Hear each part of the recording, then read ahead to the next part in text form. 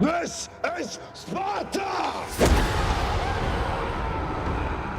Hey, how's it going guys, and welcome back. In this video we're going to be checking out some of my personal favorite top tips I would give you if you're just starting out in Assassin's Creed Odyssey, and the things I definitely would have wished I'd have known when I started playing, which would have saved me many hours of gameplay. So in no particular order, let's just jump straight into them, shall we? The first and probably one of the most important things that gets overlooked massively in this game are the contracts and the bounties at the message boards. It's going to help you massively if you get a good habit of always activating some of the contracts which you think, if you think you're going to be heading out to sea, if you're going to be doing some pirate missions, make sure you activate any contracts that look like they have anything to do with destroying enemy boats. If you're about to go and weaken one of the nations to start a conquest, make sure you check out any contracts to do with eliminating specific faction enemies and stuff like that. And though sometimes it doesn't look like much, they're going to give you a huge advantage over people who don't do contracts. I spent the first 15 levels of this game without doing a single contract, and I noticed how much XP I was losing out on once I realized how good they were. You don't really even have to go out of your way to do contracts. I would recommend just activating them and just progressively getting them done as you progress through your missions or your storyline. However, I would recommend looking out for the contracts with big XP bonuses, and the way to know which quests these are, they're simply the ones with the golden XP symbol in the reward section.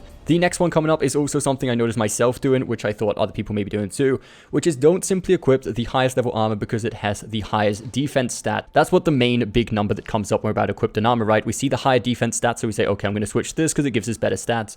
However, we need to take into account some of the substats inside the armor. Some armors give us better warrior damage, some of them give us better assassin damage, some of them give us better hunter damage, etc, etc. And we need to make sure that we are trying to maximize the gameplay we're going for. So if we're trying to play stealthy, there's no point of having an armor on that has more armor if it's given us more warrior damage maybe, instead of the assassin damage that we're looking for.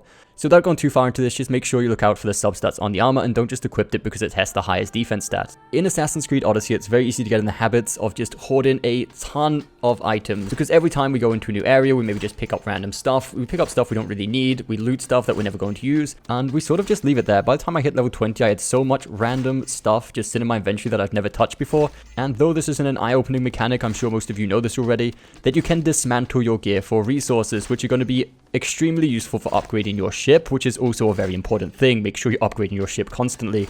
But instead of selling off these goods or simply leaving them in your inventory, which is even worse, I would definitely recommend dismantling all the stuff you're not using and you know you're never going to use again to get the resources, as the resources are going to be way more important than gold in this game.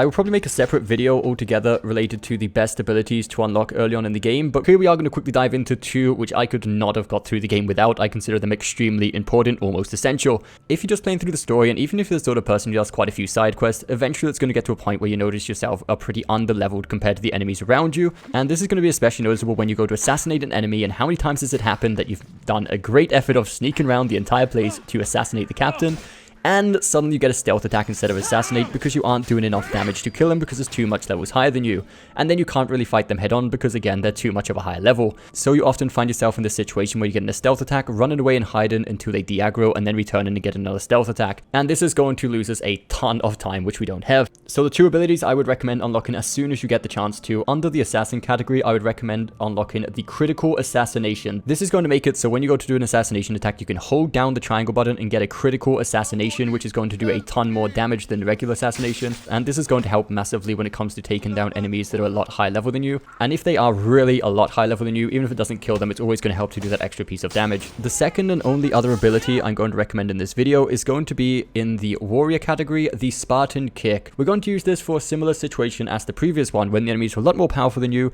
and you just simply can't get enough damage in quick enough. But the Spartan kick is going to help us with this a lot. The way this is going to help us is by knocking enemies off of cliffs and down mountainsides. It doesn't even have to be directly off a roof, but if you simply knock them down a slope where you're standing maybe on a mountain, sometimes you get massive damage increases as they're rolling and tumbling down the hill. This may seem a little bit silly, but I cannot tell you the amount of times that I've dealt with enemies so much higher level than me simply because I've lured them near to a cliff and then kicked them off and killed them pretty much instantly.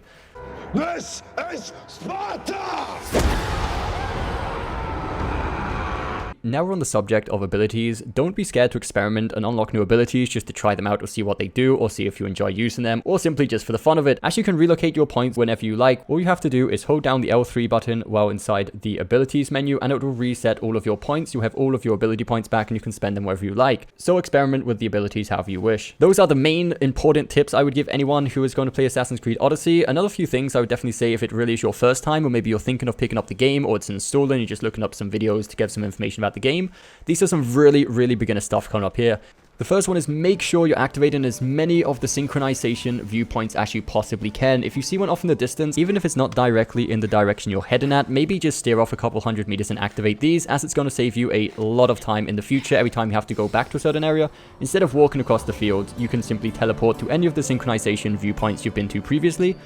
In Origins, you could directly teleport to any of the major cities whenever you like, even if you didn't activate any viewpoints. However, in Odyssey, the only places you can teleport to are going to be the viewpoints themselves, as well as the arena, which is a bit of an exception. But definitely try to remember to activate as many of these as you can.